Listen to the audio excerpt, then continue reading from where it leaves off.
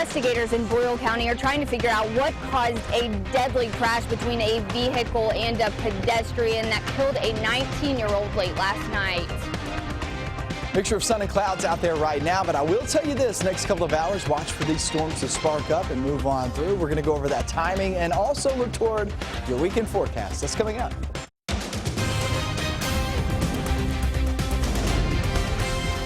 This is WKYT News at Noon.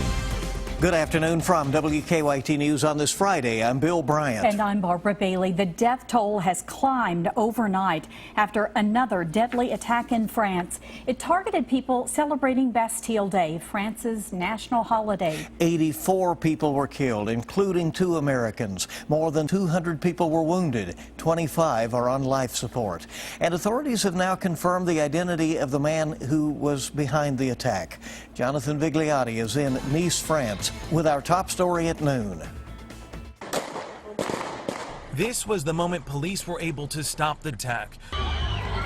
Moments before, the white truck was barreling through the large crowd gathered to watch Bastille Day fireworks on the city's main promenade. I saw the truck smashing a girl under, and I noticed that behind the truck there was a lot of people down on the earth. People ran for their lives as the truck traveled about a mile. We saw a truck coming down the promenade, probably 30 or 40 miles per hour, careering from side to side. I decided to jump over the wall of the promenade, landed on the concrete. CBS News has confirmed the man behind the wheel was Mohamed Louis Boulel, a 31-year-old French citizen born in Tunisia.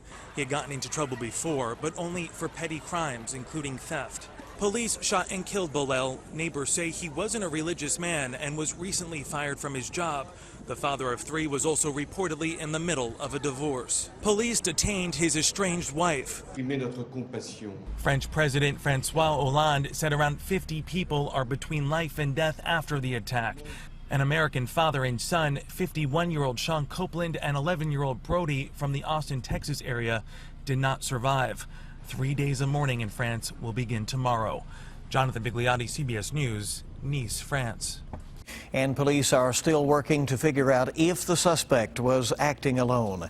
Kentucky state leaders are also weighing in on the tragedy today. Governor Matt Bevin tweeted early today, "The tragedy unfolding in France is another heartbreaking example of radical fanatics who hate Western culture." And Senate Majority Leader Mitch McConnell released a statement today saying, quote, "While we will soon learn more about the shocking events in Nice, what it will not change is that America stands with the people of France as they grieve for the tragic loss of life and will stand with them in their response and recovery." We're learning at least 2 people from Kentucky were in Nice at the time of the attack. State Representative Jim Duplessis of Elizabethtown says his parents are visiting the French Riviera for his father's birthday.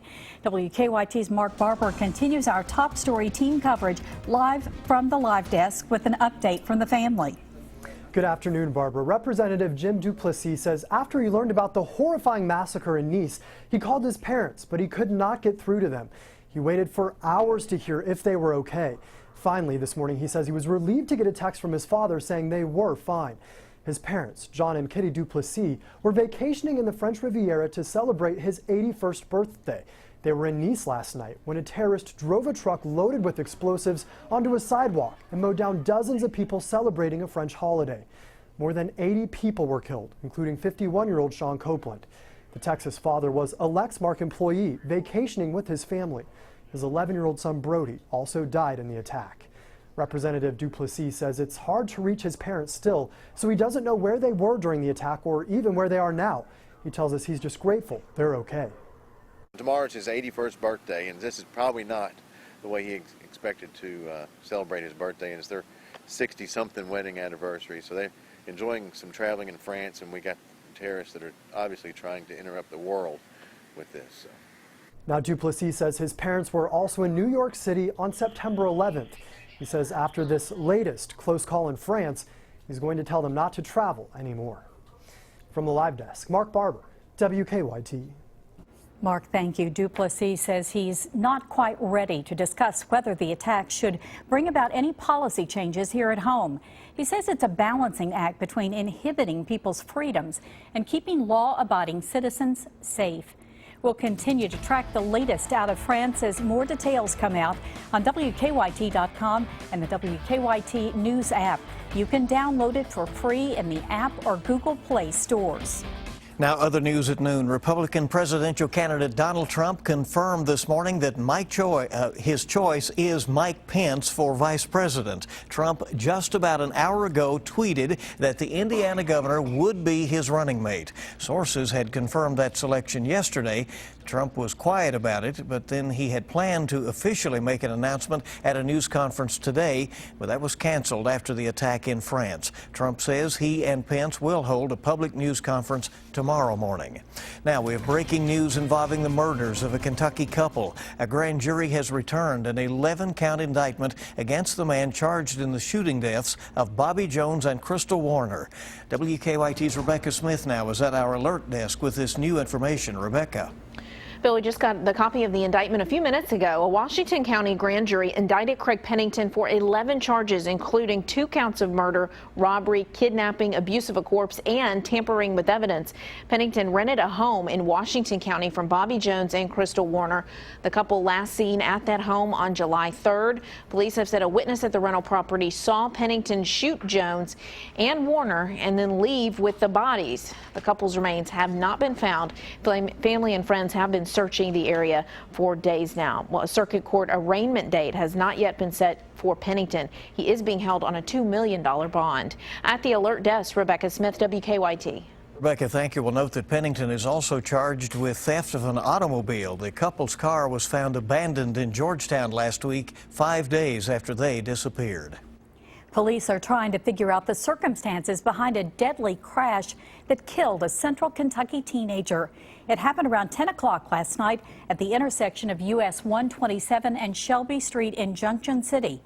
Boyle County Sheriff's deputies say 3 people were trying to cross the street when 19-year-old John Knight was hit and later died. WKYT's Hillary Thornton has the latest on the investigation. Investigators say around 10 o'clock last night, 19-year-old John Knight was crossing the roadway here behind me with 2 other people when he was hit by a car. Sheriff's deputies say Knight was crossing US 127 near Shelby Street when a vehicle traveling south on US 127 hit him. Knight was taken to a local hospital where he later died. This collision happening at Junction City's only traffic light. It is an area deputies say does see a lot of foot traffic, with folks going to nearby restaurants and convenience stores. Now, at this point, there have not been any charges filed, but the sheriff's office is still investigating the deadly crash.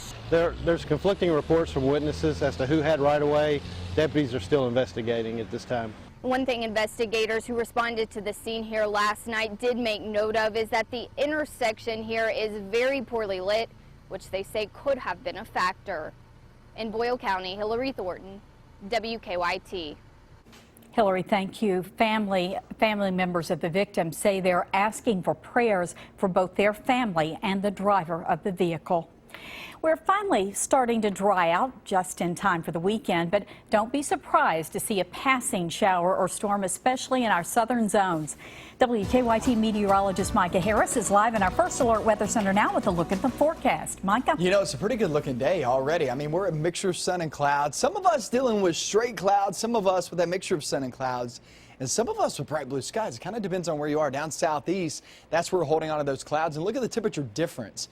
Middlesboro at 73 degrees along with Harlan. And then you go up toward Lexington at 83. Obviously, you can see where the clouds are and where they are not. Where they're not, we're in the 80s. Where they are, sitting there in the 70s. But I promise you this, everybody feeling the humid feel. Because those dew points for all sitting there in the low 70s. And that is not a good feel. That's a tropical air mass right there. We get into the rest of the afternoon. Within the next hour or two, you're going to be seeing these storms pop up in the far northern zones. They'll slowly creep southbound, and as they do, remember, these are hit and miss. Not everybody will actually see thunderstorms for today. As you do, we are looking at heavy downpours and a lot of lightning. That's going to be our main threats. Very, very small threat. The slightest chance at severe weather today, but most of this just heavy rain, a lot of lightning. Much drier, not fully dry. I'm going to show you a great weekend forecast, or at least a much better one, coming up in a few minutes. Hey, we look forward to that. We'll see you in just a bit. Well, dozens of new state laws passed in this year's legislature go into effect today. Marriage licenses are getting a makeover. A new law removes the county clerk's name from the license. It also allows people to identify themselves as bride, groom, or spouse. Some low-level felons will now be able to get their records permanently sealed or expunged, meaning that they will not show up on background checks and they won't have to disclose the information. Also, beginning today, bourbon distilleries can start selling mixed drinks to tourists. Now, we have a list of several of the new laws that have gone into effect today. It's up now on WKYT.com. The latest round of severe storms that rolled through the bluegrass caused problems in several central Kentucky communities. We're going to take a look at the damage coming up on Kentucky's #1 Midday News. Also ahead, baby makes 8 for Rolling Stones rocker Mick Jagger. More on his expanding family next on WKYT.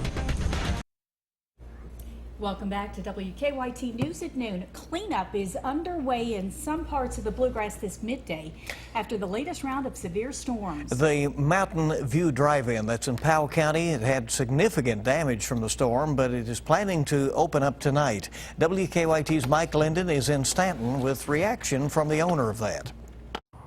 The Mountain View Drive-In movie theater here in Powell County has been open since 1957. But for the first time last night, owners say part of the building suffered storm damage. Around 5:30 last night, strong gusts and heavy rain blew through Powell County. After it cleared up, owners found a portion of the roof of the projection room and the concession stand ripped off. Owners don't know if the projector has been damaged due to the lack of power to the building, but they have their fingers crossed. As for the concession stand, crews have been working since yesterday to get it fixed up, but there's still plenty of work to be done. About a third of the roof was just folded back on top of the rest of it. The front corner post over there is laying over here now. Just a real bad gust of wind. Owners say the plan is to be open this evening on their secondary screen. They're still not sure whether or not they'll have movies on the main screen, at least for the time being. In Powell County, Mike Linden, WKYT. Now, if you were planning to see the new release of Ghostbusters at the drive-in, the owners say the heavy rain damaged the film reel beyond repair. They're planning to replace it soon. Well, country music artist Craig Morgan has canceled the remainder of his concert dates this month to take time with his family to mourn the loss of his young son. 19-year-old Jerry Greer died after a tubing accident on Kentucky Lake last Sunday. State investigators say Greer was tubing with a friend when they collided. The other teen came back to the surface, but Greer did not. Greer's visitation will be held this afternoon in Craig's hometown of Dixon, Tennessee, where he'll be laid to rest on the family farm. His funeral is tomorrow in Nashville. Well, rock legend Mick Jagger is going to be a dad for the 8th time. Reps for the Rolling Stones frontman say he's expecting a baby with his 29-year-old girlfriend, Melanie Hamrick, a ballerina who has performed with the American Ballet Theater in New York. She's pregnant now. The 72-year-old already has 7 other children who range in age from 45 to 17, and he's also a grandfather of 2. The terror attack in France prompts differing responses from Hillary Clinton and Donald Trump. I'm Craig Boswell at the White House. That's coming up. Now, your zone-by-zone forecast with meteorologist Micah Harris. Little mixture of sun and clouds out there early this afternoon. Trying to get the kids to walk around the neighborhood, get them outside, head off to the grocery store before the weekend. You can do it now, but I will tell you this. Here in the next 1 to about 3 hours, watch these storms pop up in the far northern zones and then slide southbound just a bit. Now, I'm looking at new data coming in, and so I do have an update for you to show you how far south they actually make it. We're in the 70s where we have the straight clouds, maybe a peak of sunshine, but mainly clouds. Where we actually have the mixture of sun and clouds, we're in the 80s. Every location in the 70s. It's sticky outside, but let me show you this. Defender radar network, nothing going on right. This is the area you want to watch. here in the next hour to 3 hours, because that's where we'll start to see those storms spark up, and then they'll move southbound. Here's the breakdown now. It's a little bit different from this morning. Here's the breakdown now of what you can expect later on this afternoon. Anywhere from 1 to 8 p.m., you can see these storms move through, and they're not going to move that far south. They actually moved pretty far south this morning, but now it looks like they're going to lag back behind just a bit. So that 64 corridor northbound, that's your better opportunity to see rain. Still, that's 40%. It's hit and miss. Not everybody will see the rain, and actually most of us stay dry. The farther north you are, better likelihood of actually seeing a couple of rumbles of thunder. You get toward Covington, Cincinnati, that's more like 60%. But get south of I-64, now you're talking 30%. Get down toward the Cumberland, Howard Rogers Parkway, now you're talking 20%. So it all depends on where you live. All in all, there's not a great chance of rain today. But if you do get under one of these, it's going to be heavy downpours and also a lot of lightning. That's our main focus for today. Still can't rule out the slightest opportunity for a severe storm, a stray one. But for the most part, it's going to be lightning, heavy rain, guys, for today, 1 to 8 p.m. Remember, the farther north you are, the better likelihood of seeing rain.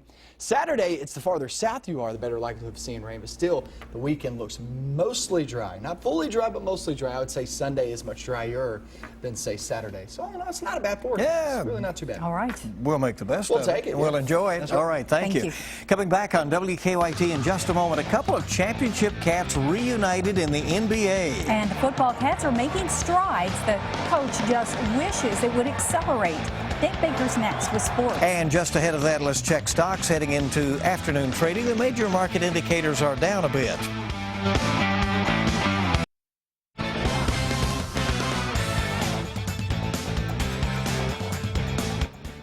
Mark Stoops has talked a lot about steady and consistent progress in rebuilding this Kentucky football program, and it appears that at least the SEC media believes he's heading in the right direction. The media making its preseason predictions. Here's how they think everyone will finish in the Eastern Division. The Wildcats picked 4th. Kentucky did not receive any votes to win the division. Tennessee was picked to win the East, with Florida 2nd, Georgia 3rd, Vanderbilt, Missouri, and South Carolina all picked behind Kentucky. In the West, Alabama is again the solid choice over LSU. Ole Miss is 3rd, followed by Texas A&M, Arkansas, Auburn, and Mississippi State. And for the overall championship, Alabama is picked to defend its SEC title. LSU is next. Tennessee is 3rd, followed by Georgia. So the media believes the Cats are taking steps in the right direction, and deep down inside, Mark Stoops does as well. But after a couple of 5-7 seasons that could have been even better, the coach's patience is wearing thin. Our fans are starving. In this day and age, you know, when you walk into a program, everybody says, I know it's going to take X amount of years, and when you get there, that seems extremely long. You know, we're disappointed. We had our opportunities.